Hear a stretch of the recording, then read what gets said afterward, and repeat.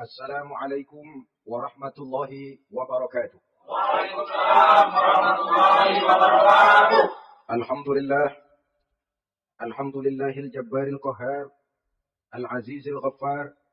Khaliqil jannati wan nar. Wassalatu wassalamu ala sayyidina wa maulana Muhammadinil mukhtar. Wa ala alihi wa ashabihil adhar. Amma ba'du. Saudara-saudara kaum muslimin rahimakumullah. Pada pertemuan kali ini, kita akan membicarakan tentang neraka dan calon-calon penghuninya. Sesungguhnya, kalau kita bicara tentang neraka, artinya kita bicara tentang akhirat. Dan kalau kita bicara tentang akhirat, kita bicara tentang alam gaib yang merupakan salah satu dari rukun iman yang 6, percaya kepada alam gaib. Kalau sudah bicara alam gaib, maka ini di luar batas kemampuan nilai-nilai ilmiah dan di luar batas kemampuan renungan filsafat. Ilmu pengetahuan akan buntu kalau sudah membicarakan alam gaib. Artinya, kehidupan di akhirat itu tidak bisa diteliti secara ilmiah. Filsafat pun akan ngambang kalau sudah membicarakan kehidupan di alam gaib. Karena itu kalau kita kembali kepada logika, jika kita ingin mengerti tentang caranya membuat bangku, kita pergi ke tukang bangku dan bertanya kepadanya. Kita ingin mengerti cara membuat mobil, kita pergi ke tukang mobil, ke bengkel mobil, dan bertanya kepada ahlinya. Pun dalam urusan alam gaib, sudah sewajarnya kita kembali kepada penjelasan dari sang pencipta alam gaib, yakni Allah subhanahu wa ta'ala. Dan melalui kitabullah Al-Quranul Karim, Allah telah menjelaskan masalah-masalah gaib berupa kehidupan di surga dan neraka itu secara jelas dan pasti. Dengan kata lain, di dalam membicarakan tentang neraka ini, yang menjadi dasar daripada pemikiran kita adalah rasa iman kepada Allah subhanahu wa ta'ala. Karena soal neraka tidak pernah bisa dibuktikan dengan ilmu pengetahuan. Tidak bisa diselidiki, sebab orang yang sudah pulang ke sana pun tidak pernah kembali lagi kemari. Untuk kita tanya bagaimana hal ihwal keadaan di sana.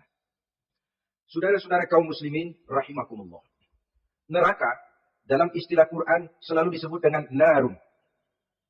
Yaitu suatu tempat di akhirat nanti, yang wujudnya berupa api yang bergejolak, bernyala dengan teramat dahsyatnya, sehingga dapat mengelupaskan kepala setiap orang dan menjulang ke hati. Diriwayatkan oleh Imam Bukhari dan Muslim bahwa Rasulullah sallallahu alaihi wasallam pernah bersabda, "Narukum hadhihi allati tuqiduna juz'un min 70 jazaan min harri jahannam." Qalu, "Wallahi in kanat lakafiyatun ya Rasulullah."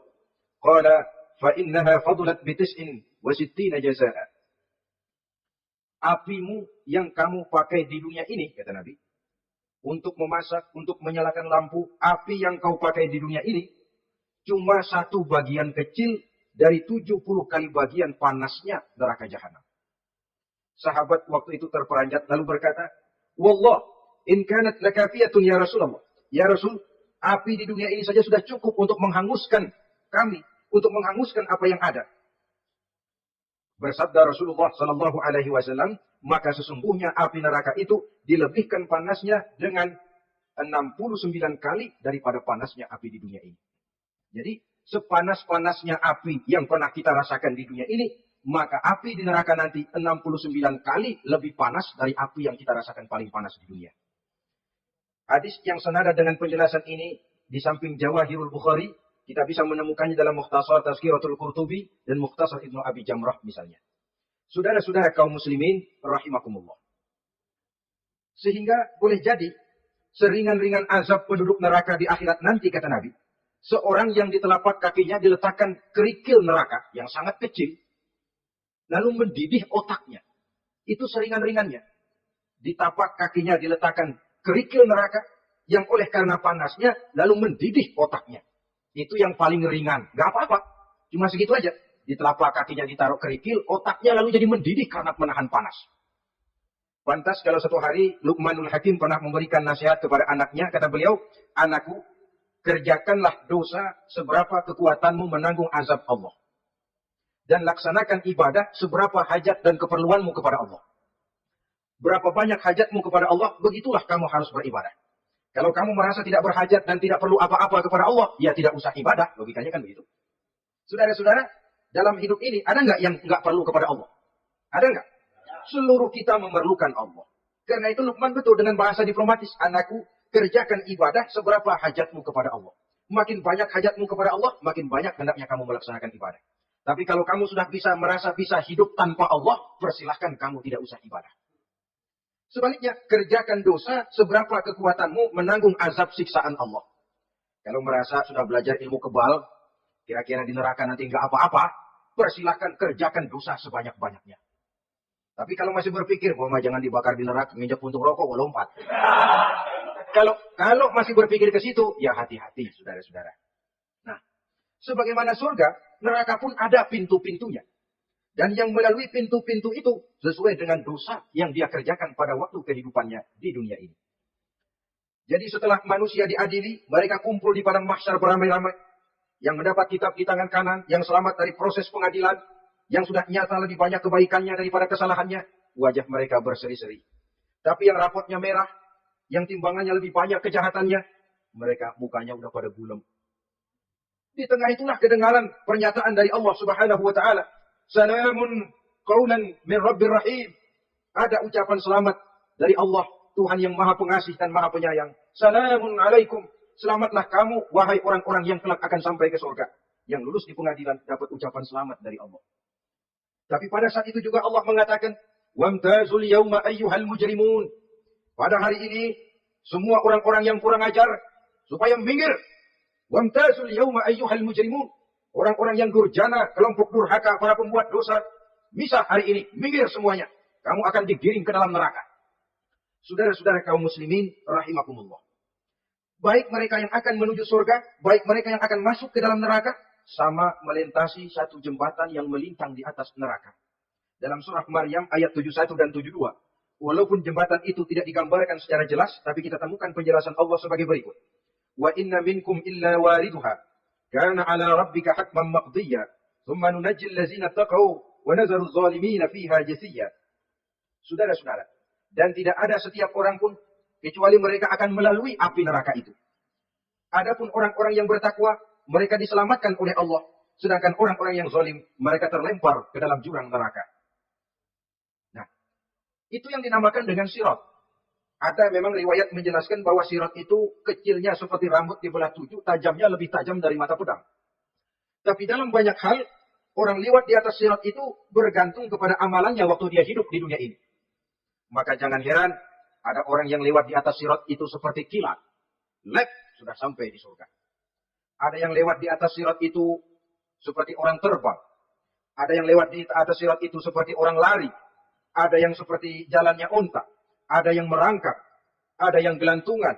Ada yang sudah hampir sampai ke tepian sana untuk masuk ke dalam surga. Terpeleset nyemplung juga ke dalam neraka. Sesuai dengan amalan pada waktu mereka hidup di kehidupan dunia yang sekarang ini. Saudara-saudara kaum muslimin, rahimakumullah. Apabila orang terperosok, lalu masuk ke dalam neraka, bagaimanakah ihwal keadaan di neraka? Panasnya sudah kita jelaskan tadi. 70 kali lipat dari sepanas-panasnya api di dunia ini. Lalu orang-orang yang masuk ke dalam neraka, mereka juga mendapat pakaian, makanan, minuman, perhiasan. Tapi makanannya, minumannya, perhiasannya lain dengan orang-orang yang sampai di surga. Mereka juga diberikan buah-buahan, sebab di neraka juga ada pohon. Namanya pohon zakum. Buahnya duri dari api. Dan itu yang akan jadi lalap makanannya orang-orang neraka. Di dalam surah As-Saffat ayat 64-65 Allah Subhanahu wa taala menjelaskan, "Innaha syajaratun takhruju fi aslil jahim, tal'uha ka'annahu ru'usus syayatin." Sesungguhnya pohon zakum itu adalah satu pohon yang akarnya keluar dari dasar neraka, yang buahnya seperti kepala setan. Ini sudah untuk bahasa yang sangat menyeramkan ini. Pohon itu tumbuh dari dasar neraka, buahnya mirip kepala setan. Itu akan dijadikan makanannya orang-orang yang ada di dalam neraka. Perhiasannya apa? Surah Al-Insan ayat 4. Inna a'tadna lil kafirina salasilan wa aghlalan wa sa'ira. Sesungguhnya kami sediakan bagi orang-orang kafir itu di dalam neraka segala macam rantai, cambuk-cambuk dan belenggu-belenggu neraka terbuat dari api neraka, siap untuk merantai, membelenggu dan mencambuk mereka. Jadi dikasih perhiasan, lehernya dikalungin rantai, tangannya dipakein belenggu, ada cambuk-cambuk yang seluruhnya terbuat dari api neraka. Begitu mereka sampai ke pintu neraka, yang namanya malaikat Zabaniyah, penjaga neraka, udah bukan main gemesnya. Ya, nyambutnya nggak ada ramahnya. Lain sama malaikat Ridwan, penjaga surga. Ramah, murah senyum. Begitu orang mau masuk surga, salamun alaikum, tibtum, fadkhuluha khalidin. Keselamatan atas kamu, sungguh kamu telah beruntung. Sekaranglah masuk kamu ke dalam surga dan kekalah tinggal selama-lamanya di sana. Ramah, murah senyum, selamat datang, selamat tiba di tempat yang penuh kenikmatan. Mari, persilahkan. Ini malaikat Ridwan. Malaikat Malik, malaikat Zabaniyah lain lagi. Dia nungguin pabrik. Sadis menerima. Matanya melotot. Ini dia. Manusia-manusia kurang ajar. Yang waktu di dunia sudah datang para rasul, sudah turun agama. Sudah datang Al-Quran tapi belagak pilon. Ini loh. Nih, rantai. Belenggu. Lalu dirangkeng. Dimasukkan ke dalam neraka. Na'udzubillah, summa na'udzubillah. Saudara-saudara. Lalu terpikir oleh kita. Kalau begitu panasnya api neraka. Sekali lempar orang terus mati dong. Ya enak kalau boleh begitu sih. Begitu dilempar ke neraka terus mati. Enak. Ternyata tidak. Kepedihan neraka adalah kepedihan yang kekal dan terus-menerus. Tidak satu saat pun orang-orang di dalam neraka pernah merasakan kesenangan. Tidak sesaat pun. Kali semenit kayak ngasok. Enggak, terus-menerus berada dalam kepedihan yang tiada tara. Al-Quran menjelaskan, kullama nadijat juluduhum, badalnahum juludan ghairaha. Apabila hancur kulitnya, kami ganti dengan kulit yang baru. Supaya apa? Liyazukul azab. Biar dia rasain azab. Tuh, rasain dulu. Hancur kepalanya, buletin lagi, hancur kulitnya, bikin lagi, berantakan isi perutnya, disempurnakan lagi, digiling lagi. Terus menerus begitu, tidak sedetik pun penduduk neraka itu pernah mengalami istirahat. Barangkali pakai jam istirahat lumayan, ini enggak ada. Ada bel keneng istirahat, azab dicabut. Tidak. Terus menerus dan selalu begitu. Satu detik saja pun mereka tidak pernah istirahat dari siksaan dan azab yang mereka terima. Saudara-saudara kaum muslimin, rahimakumullah. Lalu bagaimana keadaan mereka?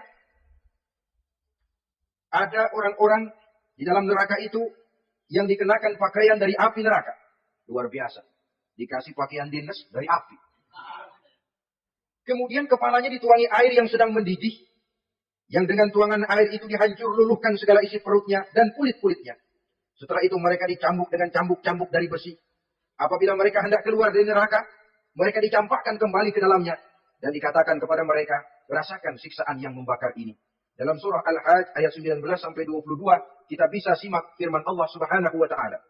"Wallazina kafaru qutti'at lahum siyabun min nar, yusabbu min fawqi ru'usihimul jahim, yus'aru bihi ma fi butunihim wal julud, wa lahum maqami'u min hadid. Kullama aradu an yakhruju minha min ghammin, u'idu fiha wa zuqu 'azabal hariq." Na'udzubillah summa na'udzubillah. Diberikan pakaian dari api. Melolong, menyayat, dia memilukan, merintih dan meraung-raung. Lalu kepalanya diguyuri dengan air yang sangat mendidih. Hancur luluh isi perutnya. Masih dicambuk lagi dengan cambuk-cambuk dari besi. Mereka merambat, mereka meraung, mereka hendak lari. Mereka ingin keluar dari neraka. Tapi tiap kali mereka merambat ingin keluar, ditarik lagi. Lalu cari kita, ayo, mau kemana lo? Apa kata malaikat penjaga neraka? Zuku azabal hariq. Rasa ini, makan pencarian lo waktu di dunia. Saudara-saudara, lalu ada pula siksaan penduduk neraka itu. Di mana dahi, lambung, dan punggung mereka dipanggang dengan api neraka. Allah karim. Kita di dunia ini tertusuk paku saja waktu berjalan. Sudah bukan main pedihnya. Tertusuk duri saja. Sudah bukan main pedihnya. Ini punggungnya, lambungnya. Macam disate dipanggang dari api neraka. Dalam At-Taubah ayat 35. Kita temukan firman Allah. Fi nari jahannama. Fatukwa biha hibahuhum. Wa junubuhum wa zuhuruhum. Na'udzubillah summa na'udzubillah. Kemudian ada pula penduduk neraka itu yang disiksa, lehernya diikat dengan rantai. Mereka spontan diseret-seret dengan sekeras-kerasnya dan dilemparkan ke dalam lautan air yang sedang mendidih. Kemudian mereka dibakar dalam api yang bergejolak dan menyala-nyala. Pada surah Al-Mu'min ayat 71 dan 72 Allah Subhanahu wa taala menjelaskan, "Izil aghlalu fi a'naqihim was-salasil yushabuna fil hamim, summa fin nari yusjarun." Ketika belenggu dan rantai dipasang di leher mereka, supaya mereka diseret ke dalam air yang sangat panas, kemudian mereka dibakar dalam api. Ada lagi penduduk neraka yang dipegang jambulnya, lalu diseret ke tengah-tengah neraka, kemudian kepalanya digerujuki dengan air yang mendidih, seperti yang dijelaskan dalam surah Ad-Dukhan, ayat 47 dan 49. Pendeknya, azab dan siksaan neraka itu sesuailah dengan amalan dosa yang dikerjakan manusia pada waktu kehidupan di dunia ini. Maka dalam puncak perjalanan Mi'raj misalnya, kepada Rasulullah Shallallahu Alaihi Wasallam diberikan berbagai macam penglihatan sebagai contoh dan tamsil dari kehidupan di dunia ini. Sejak dari penglihatan di jalan sampai kepada penglihatan surga dengan segala kenikmatannya dan neraka dengan seluruh azabnya. Seluruhnya merupakan contoh teladan. Misalnya dalam perjalanan di ketika hendak mi'raj itu, sebelum berangkat Rasul disodorkan 2 minuman. Segelas berisi arak, segelas lagi berisi susu. Kata malaikat Jibril, ambillah salah satu minuman itu ya Muhammad. Lalu Rasul dengan tidak ragu-ragu, mantap betul beliau mengambil gelas yang berisi susu, lalu beliau minum. Setelah beliau minum itu, malaikat Jibril berkata, "Shaddaqta ya Muhammad." Engkau telah benar Muhammad. Laqad asabtal haq, pilihanmu tepat. Kenapa ya Jibril? Untung susu yang kamu minum Muhammad. Kalau arak yang kamu ambil, pasti umatmu bakal jadi umat yang teler semua. Ini pun satu contoh buat kita semua. Bahwa dalam kehidupan kita selalu berhadapan dengan susu dan arak.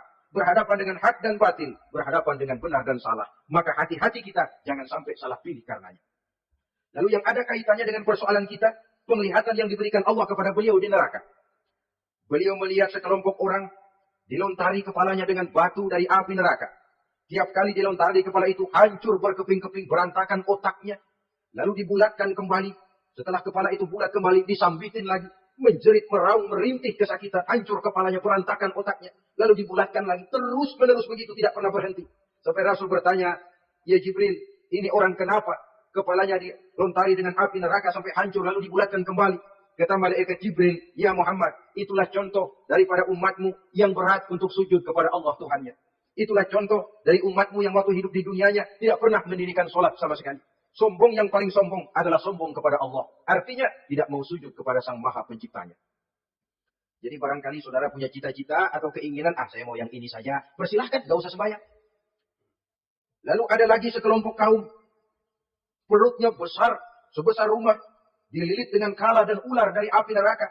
Diseret-seret dia di jurang neraka. Dipatoki ular, hancur perutnya. Dibulatkan lagi perut itu, diseret kembali, hancur lagi, dibulatkan lagi. Terus menerus seperti itu. Kata Nabi ya Jibril, ini apa lagi? Kata malaikat Jibril, "Wahai Muhammad, inilah contoh daripada umatmu yang waktu di dunia suka makan riba alias renten dan suka makan harta anak yatim. Suka ngobiakin anak yatim. Sok jadi pengasuh anak yatim. Anak yatimnya lapar, pengasuhnya yang pada kenyang." Saudara hadirin yang saya muliakan, orang yang makan riba alias renten, orang yang makan harta anak yatim, begitu gambaran yang diperlihatkan kepada baginda Rasulullah Shallallahu Alaihi Wasallam. Sebagian lagi ada penduduk neraka yang kukunya terbuat dari tembaga dari api neraka, panjang sangat kukunya itu, lalu mencakar-cakar mukanya sendiri, hancur mukanya berantakan dicakari oleh kukunya itu, lalu dibulatkan lagi, dicakar lagi, hancur lagi, dibulatkan lagi. Pengangguran benar ya orang. Muka sendiri, dicakarin sendiri. Ya Jibril, ini tamsil apa Jibril? Ya Muhammad, itulah contoh dari umatmu yang pada waktu di dunianya nggak pernah rukun sama sesama saudaranya muslim. Suka nyari aib orang lain, suka ngejelekin orang lain, padahal orang lain itu saudaranya seakidah. Kan sama dengan nyakar muka sendiri namanya. Menepuk air di dulang, terpercik muka sendiri.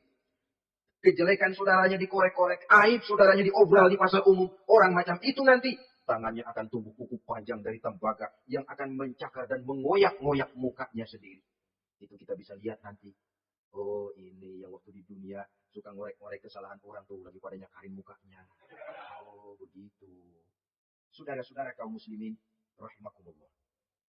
Oleh karena itu Nabi ajarkan kita, tuba liman syaghalahu aibuhu an uyubin nas. Beruntung orang yang aib dan kekurangan pada dirinya menyebabkan dia sibuk sampai nggak sempat ngorek-ngorek aib dan kekurangan orang lain. Introspeksi. Beruntung orang yang celak dirinya menyebabkan dia sibuk dan tidak sempat ngorek-ngorek aib pada diri orang lain. Ada pula di antaranya dilihat oleh Rasul, di antara penduduk neraka itu orang yang lidahnya terjulur memanjang. Kemudian dipotong lidah itu dengan gunting dari api neraka. Menjerit dan memekik ia menahan sakit yang tiada tara. Sampai Rasul bertanya kepada malaikat Jibril, kalau ini tamsil apa lagi ya Jibril? Kata malaikat Jibril, "Wahai Muhammad, inilah contoh dari umatmu, orang-orang yang waktu di dunia tidak pandai menjaga lidahnya. Suka menggunjing orang, suka memfitnah orang, suka ghibah dan namimah, suka ngomongin orang di belakang yang bersangkutan. Maka hari ini lidahnya menjulur menjadi panjang dan dipotong dengan gunting dari api neraka." Lalu Rasul juga melihat sekelompok orang perempuan tergantung rambutnya dari gantungan api neraka. Kemudian dipanggang dari tubuhnya sampai ke atas kepalanya dengan tombak dari api neraka, meraung dan merintih serta mengeluarkan nanah dari kemaluannya. Rasul bertanya, "Ini apa lagi ya Jibril?" Kata malaikat Jibril, "Inilah perempuan yang waktu di dunia tidak pandai menjaga kehormatan dirinya, ahli zina dan tukang umbar, saudara-saudara kaum muslimin rahimakumullah, banyak lagi tamsil-tamsil yang dicontohkan dalam puncak perjalanan Mi'raj yang seluruhnya merupakan peringatan bagi kita umat Rasulullah Shallallahu Alaihi Wasallam. Nah, kemudian sekarang marilah kita bicarakan neraka itu satu demi satu. Yang pertama, dan ini yang paling dikenal orang, neraka Jahannam atau Naru Jahannam.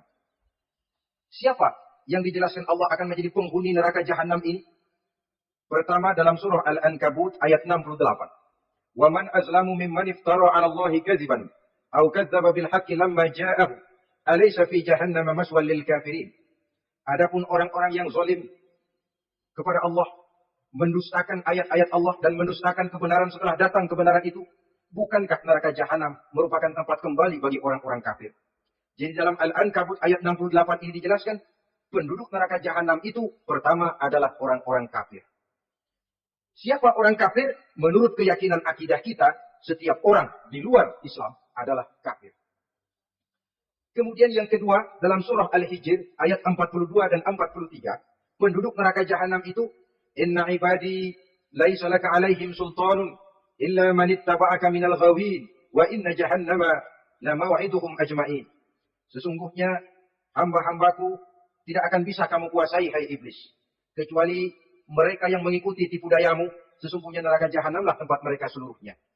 Kalau kita perhatikan ayat ini, maka penghuni neraka Jahannam yang kedua adalah para pengikut setan. Para pengikut setan dengan seluruh ajaran-ajaran yang dilancarkan oleh setan. Padahal pada saat hendak masuk neraka, setan jelas cuci tangan. Tugasnya cuma sebagaimana mencari pengikut sebanyak-banyaknya yang akan nemenin dia di neraka nanti. Tapi pada saat orang digiring ke dalam neraka, setan cuci tangan. Mungkin orang menuntut, setan, gue ngikutin dulu, sekarang kenapa jadi kemarin? Nah, gue bilang juga apa? Kata setan, gue bilang juga apa? Lu kenapa ngikutin? Dan setan ini menebar ranjau dalam segala bentuknya, dengan segala macam caranya. Para pengikut setan yang menjauhi tuntunan agama, memperturutkan hawa nafsunya.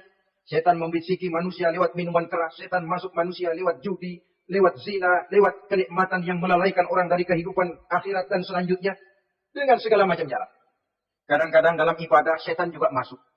Kalau tidak ditimbulkannya takabur, ditimbulkannya sikap ujub dalam diri kita. Timbul rasa diri lebih benar dari orang lain. Dan ini jelek. Timbul rasa nganggap enteng orang lain. Itu kan ujub. Nggak dikelihatannya orang, cuma hatinya aja ngomong sendirian. Kalau gue lihat di kampung ini, nggak ada yang kayak gue. Bayangnya kayak ibadahnya, kayak udah aing pang paling nak. Ya, itu juga bisikan iblis. Dan dia tidak segan-segan mengaku jadi Tuhan iblis itu. Dan ini diceritakan dalam kehidupan Sayyidul Syekh Abdul Qadir Jailani. Ketika beliau sedang ibadah di mihrab dalam masjid, datang seberkas sinar. Sinar itu ngomong, Ya Abdul Qadir, ana rabbuk. Hai Abdul Qadir, aku Tuhanmu, kata cahaya tadi. Sudah cukup kamu ibadah Abdul Qadir. Sembahyangmu udah banyak, puasamu udah banyak, jihadmu cukup. Maka mulai sekarang berhenti dah ibadah. Aku bolehkan kepada kamu segala yang dilarang. Cuma yang didatangi Syekh Abdul Qadir. Sehingga mendengar cahaya tadi ngomong begitu, beliau ambil kasut, sendal, disambitnya cahaya tadi. Idhab ya la'in. Pergi, laknat terkutuk, iblis kamu. Masa saya disuruh berhenti sembahyang karena hati saya sudah baik? Kalau hati sudah baik lalu boleh berhenti sembahyang, mestinya yang paling dulu berhenti sembahyang Nabi Muhammad, sebab beliau orangnya paling baik. Tapi Nabi hatinya baik, sholat, jalan terus, hukum halal haram berlaku. Kadang-kadang orang sekarang, baru ibadah dikit banget, merasa dapat bisikan katanya. Wangsit. Ya berhenti sembahyang pada pulau, pada mudik. Bikin ajaran yang aneh-aneh. Nah kalau satu orang boleh dapat wangsit, saya juga boleh dong ngomong dapat wangsit. Saya juga boleh dong mendirikan aliran kepercayaan. Saya ngilang dulu dari kampung saya kira-kira 3 tahun. Saya nyepi di kaki Gunung Salak, pulang piara jenggot, pakai belangkon. Di depan nama saya pakai embel-embel mbah. Saya ngaku dapat wangsit di Gunung Ano, mewahyukan kepada saya ano. Saya cari murid yang fanatik. Saudara-saudara kaum muslimin rahimakumullah. Setan membisiki manusia, hatta kita sedang ibadah sekalipun dibisiki. Caranya, boleh-boleh dia bisikin. Terus sembahyang buru-buru dah. Buru-buru dah. Akhirnya apa? Rukuk kita nggak sempurna, sujud kita nggak lengkap, tumak ninah kita kurang, bacaan kita tajwidnya nggak kena. Kalau itu bisa kita atasi, kita sembahyang sebagaimana yang seharusnya, dia bisiki lewat jalan lain lagi. Suruh aja yang pendek-pendek aja dah. Atau habis sembahyang udah sigrah, udah jangan pakai wirid, jangan pakai zikir. Dengan segala macam jalan. Dibisikinya was-was ke dalam diri kita. Sehingga ada satu riwayat walaupun dhaif, tapi ini baik untuk dijadikan pelajaran. Konon iblis itu kalau subuh, keliling dia. Bawa kulit kambing, jarum, sama tepung. Ditanya orang, iblis ini buat apa? Oh, kulit kambing, gunanya tahu nggak? Kalau begitu subuh, dan muazin bilang, as-salatu khairum minan naum. Salat lebih baik daripada tidur. Maka ini kulit kambing mulai aku hamparkan buat hamba-hamba Muhammad. Jadi begitu dengar azan, cuma udah bikin hangat udah tidur. Kenapa? Kulit kambing belis masuk.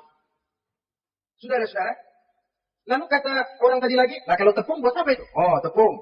Itu kalau umat Muhammad mau baca Quran, baca kitab, mutolaah, gua aulin tepung matanya. Biar dia cepat. Makanya kalau sudah ngaji, baca Quran, bawaannya udah ngantuk aja ngantuk. Oh, begitu. Iya. Nah, kalau duri paku itu buat apa? Nah, ini duri paku. Kalau umat Muhammad mau hadir di majelis taklim, mau pergi ngaji, mau duduk i'tikaf di masjid, gua pasangin paku di pantatnya. Jadi kalau sudah duduk di masjid, kelasat. Hadir di majelis taklim, kelasat. Bawaannya mau udahan dulu. Itu duri-duri dan paku-paku yang memang ditebarkan oleh iblis. Saudara-saudara kaum muslimin rahimakumullah. Jadi para pengikut setan dengan segala macam perangkapnya ini pun, ya perangkap setan itu ya dunia. Dunia itu ya isinya harta, tahta, wanita. Dan perangkap dunia itu harta, tahta, wanita. Ini sering bikin orang buta. Perangkap dunia dan merupakan perangkap setan sekaligus. Nah, yang ketiga, penghuni neraka jahanam adalah para pembuat dosa, orang-orang yang durhaka. Dalam Thaha ayat 74 Allah menjelaskan, "Innahu may ya'ti rabbahu mujriman fa inna lahu jahannam." Sesungguhnya orang-orang yang datang menghadap Allah dengan berlumuran dosa, maka sesungguhnya bagi mereka adalah neraka jahanam. Dan yang keempat, penghuni neraka jahanam orang yang kufur nikmat. Tidak cuma kufur iman, tapi kufur nikmat bisa menyebabkan orang masuk neraka jahanam. Belum pernah merasakan dalam hidupnya bahwa Allah memberikan nikmat kepadanya bagaimanapun besar karunia dan nikmat itu. Dalam surah Ibrahim ayat 28-29 Allah menjelaskan, "Alam tara ilal ladzina baddalu ni'matallahi kufran wa ahallu qaumahum darul bawar jahannama yaslaunaha wa bi'sal qarar." Tidaklah engkau perhatikan, tidaklah kau lihat orang-orang yang mengganti menukar nikmat Tuhannya dengan kekufuran. Diberikan nikmat berupa Islam digantinya dengan kekufuran. Dia tidak tahan kesengsaraan dunia lalu memilih kesengsaraan akhirat. Padahal kesengsaraan akhirat lebih abadi dari kesengsaraan dunia. Ada orang yang gak tahan miskin dunia. Lalu menjatuhkan pilihan lebih memilih miskin akhirat. Ya Allah, keliru besar. Karena gak tahan hidup miskin di dunia, ada yang nawarin ngasih supermi 3 bungkus, iman pelap. Ada yang ngasih beras, pindah agama. Ada yang bawain pakaian bekas, tukar akidah, pindah iman. Innalillah. Ditukar kemiskinan dunia dengan kemiskinan akhirat. Padahal kemiskinan dunia berapa tahun? Setahun umur manusia. Sepanjang-panjang umur orang sekarang kan. 100 tahun udah jarang umur orang sekarang. 70 aja udah cakep. Sebenarnya kalau 70 itu ada jatah lebih tuh, 7 tahun. Kalau ikut Nabi 63 tahun kan. Nabi wafat. Kalau kita sudah umur 70 itu ada jatah ekstra 7 tahun. Oh ya, dimanfaatkan baik-baik pastinya. Allah kemiskinan dunia, bagaimanapun melaratnya dunia, bagaimanapun sengsaranya dunia. Cuma sebatas umur kita. Tapi kalau nikmat Islam ini harus kita tukar dengan yang lain. Badalu nikmatallahi kufran. Menukar, mengganti nikmat yang diberikan Allah dengan kekufuran. Artinya kita menukar kemiskinan sementara. Dan kita memilih kesengsaraan dan kemiskinan abadi. Di akhirat kita miskin. Di neraka kita miskin. Miskin abadi. Di neraka kita sengsara. Sengsara abadi. Saudara-saudara kaum muslimin. Rahimakumullah. Itu neraka jahanam. Yang kedua dinamakan neraka jahim. Siapa mereka ini para penghuninya? Siapa mereka ini para penghuninya? Pertama dalam surah At-Takasur. Yaitu orang-orang yang bermegah-megah dengan dunia. Menumpuk-numpuk harta. Lalu lupa dengan kesibukan harta itu. Lupa kepada kehidupan yang akhirat nanti. Alhaakumut takasur. Hatta zurtumul maqabir. Kalla sawfa ta'lamun. Summa kalla sawfa ta'lamun. Kalla law ta'lamuna ilmal yaqin. Latarawunnal jahim. Kamu telah lalai. Akibat apa? At-takasur. Ini penyakit pertama. Yang menyebabkan orang sampai ke neraka jahim. Penyakit takasur. Dan itu penyakit zaman sekarang. Berlomba-lomba dengan kemegahan materi. Berlomba-lomba dengan kemegahan dunia. Padahal kalau urusan itu kita berlomba. Tidak akan pernah sampai finish. Percayalah itu. Tidak akan pernah finish. Sebab kemegahan dunia siklus. Lingkaran setan. Kita anggap kalau punya duit 1 juta tenang. Punya 1 juta berubah pikiran. Lain lagi. Kita anggap kalau punya mobil enak. Sudah punya mobil. Lain lagi problemnya. Kita anggap kalau rumah sudah gedung. Enak hidup. Punya rumah gedung. Lain lagi problemnya. Makanya pesan Nabi kalau ingin hidup tenang. Urusan dunia lihat ke bawah. Urusan akhirat lihat ke atas. Sering dicontohkan kalau punya mobil. Bilang alhamdulillah kita punya mobil. Tangga kita cuma punya motor. Kata yang punya motor. Syukur banget kita punya motor. Tangga kita punya sepeda doang. Kemana-mana pakai ejek mulu. Dayung. Kata yang punya sepeda. Alhamdulillah kita punya sepeda. Tetangga kita cuma jalan kaki. Kemana-mana ngetuk mulu. Kata yang jalan kaki, alhamdulillah masih bisa jalan. Tangga kita sudah lumpuh bertahun-tahun, nggak kemana-mana. Kata yang lumpuh, alhamdulillah masih hidup. Tangga kita kemarin mati, nggak balik lagi. Itu dalam urusan dunia. Sehingga sifat takasur ini hilang. Tapi urusan akhirat, lihat ke atas. Kalau dia begitu sibuknya bisa jaga sholat, kenapa saya tidak? Kalau dia hidupnya sederhana, rajin sedekah, kenapa saya yang lebih kok nggak sanggup? Kalau dia bisa baca Quran, kenapa saya enggak? Lalu timbul gairah ingin mencontoh. Mencontoh orang dalam urusan ibadah, menimbulkan ketenangan jiwa. Dan itu ada garis finishnya. Tapi kalau yang lumpuh lihat yang bisa jalan, lihat yang naik sepeda, yang sepeda anak punya lihat motor, sudah punya motor lihat mobil, lihat pesawat terbang, pesawat lihat kereta api. Kapanlah awaknya mau bersyukur? Yang ada kurang saja pada nikmat itu tidak pernah berhenti. Bukan dilarang orang kaya. Tetapi perlombaan memperkaya diri itu yang dilarang. Karena kalau sudah perlombaan namanya jor-joran sifatnya. Prinsipnya tujuan menghalalkan cara. Ini yang dijaga oleh agama. Saudara-saudara, selain penyakit takasur yang menyebabkan orang sampai ke neraka jahim, juga perbuatan durjana. Dalam Al-Infitar ayat 13-14, Innal abrara lafi na'im wa innal fujjara lafi jahim. Orang-orang yang berbakti, berbuat kebajikan, mereka akan mendapatkan neraka surga naim. Tetapi orang-orang yang fujar, durjana, kurang ajar, durhaka, lafi jahim. Mereka akan mendapatkan neraka jahim. Lalu siapa lagi penghuni jahim itu? Orang-orang yang menentang dan menantang ayat-ayat Allah. Wallazina sa'au fi ayatina mu'ajizin, ulaika ashabul jahim. Dan orang-orang yang berusaha menantang ayat-ayat Allah. Sehingga melemahkan orang-orang yang mau mengikuti Rasul-Rasul Allah. Menantang ayat Allah dan membuat lemah orang yang mengikuti Rasul. Melemahkan semangat orang yang mau mengikuti khitbah dan perjalanan Rasul. Kamu bangun masjid. Berat, berat yang ada jemaat. Jangan aja kapok. Majelis taklim, pahit. Ngaji, berat, melemahkan ini. Sudah dia rusak, merusak lagi. Kalau rusak kan cuma sendirian. Ini tidak, sudah rusak, merusak. Mu'ajizin, melemahkan orang-orang yang mau mengikuti ayat-ayat Allah. Dan itu tidak jarang zaman sekarang. Orang yang melemahkan semangat kita dalam berjuang menegakkan kebenaran. Kita yakin Islam agama yang benar, kita yakin Islam agama yang sempurna. Ada saja orang yang melemahkan semangat kita. Yang berteori bahwa ada ayat-ayat Quran yang tidak relevan lagi dengan situasi dan kondisi. Yang berteori bahwa Nabi Muhammad cuma sebagai manusia biasa yang tidak terlepas kemungkinan dari salah. Pendeknya melemahkan nilai-nilai semangat kita untuk memperjuangkan Islam ini. Ini pun termasuk mu'ajizin. Mereka akan menemukan nanti di akhirat kapling di dalam neraka yang dinamakan neraka jahim. Na'udzubillah summa na'udzubillah. Yang ketiga, saudara-saudara, di antara nama neraka itu adalah neraka hawiyah. Siapa penghuni neraka hawiyah ini? Dalam surah Al-Qari'ah ayat 8-11 dijelaskan secara simpel, wa amma man khaffat mawazinuhu fa ummuhu hawiyah. Adapun orang-orang yang ringan timbangan kebaikannya, maka tempatnya adalah neraka hawiyah. Artinya, orang ini lebih berat timbangan kejahatannya. Sedikit kebaikannya, sehingga jadi ringan di timbangan akhirat nanti. Salat, puasa, zakat. Tapi dosa yang dikerjakan masih lebih banyak ketimbang kebaikan yang dikerjakannya itu. Maka orang semacam ini, apabila tidak mendapat syafaat, maka dia akan masuk ke dalam neraka yang namanya neraka hawiyah. Lalu yang keempat, neraka wail. Dalam surah Al-Ma'un ayat 1-7, garis besarnya yang mendapat neraka wail adalah para pendusta agama. Siapa sih pendusta agama itu? Ara'aital ladzi yukazzibu bid-din. Tidakkah kamu lihat siapa orang-orang yang mendustakan agama? Mendustakan agama, beragama tapi bohong. Salatnya bohong, hajinya bohong, puasanya bohong. Mendustakan agama. Siapa mereka? Fazalikal ladzi yad'ul yatim. Pertama, orang yang suka menghardik anak yatim. Anak yatim yang lemah, anak yatim yang tidak berdaya, yang hidup dipayungi kemiskinan dan kekurangan, bukan ditolongnya, malah dihardiknya. Jangan lupa, saudara yang sudah 2-3 kali pergi ke Makkah, saudara yang khusyuk dalam sujudnya, saudara yang mantap dalam puasanya, mungkin saja bisa terhalang masuk ke dalam sorga. Karena di samping rumah saudara, ada anak yatim merintih menahan lapar dan haus. Saudara tahu, saudara mampu, tapi saudara diam saja tidak mau mengulurkan tangan. Mungkin itu yang akan mengganjal saudara untuk masuk ke dalam sorga. Wala yahuddu ala ta'amil miskin. Mereka membiarkan fakir miskin, tidak memberikan makan. Kemudian fawailul lil musallin.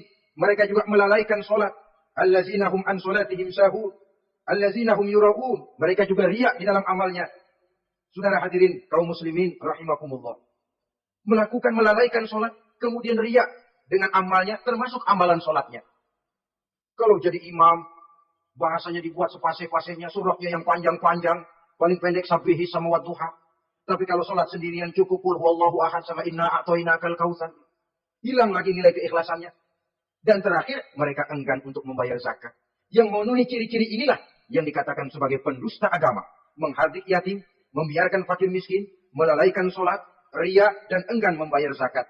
Mereka divonis mendapat neraka wail. Seperti dalam surah Al-Ma'un ayat 1 sampai dengan 7.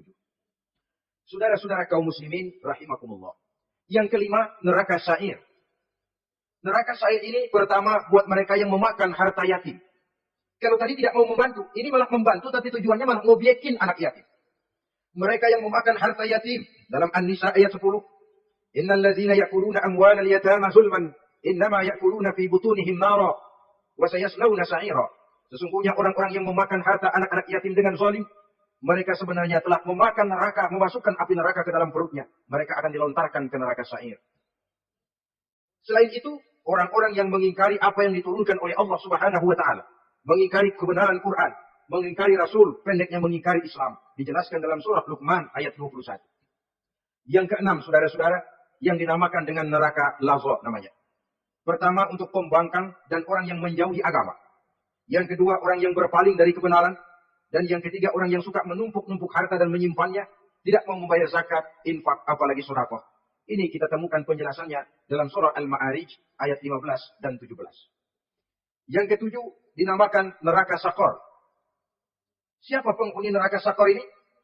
Pertama, orang yang tidak pernah sholat. Yang kedua, tidak pernah memberi makan orang-orang miskin. Yang ketiga, ahli membicarakan yang batil. Strategis betul, dia ulung kalau sudah mengatur kebatilan.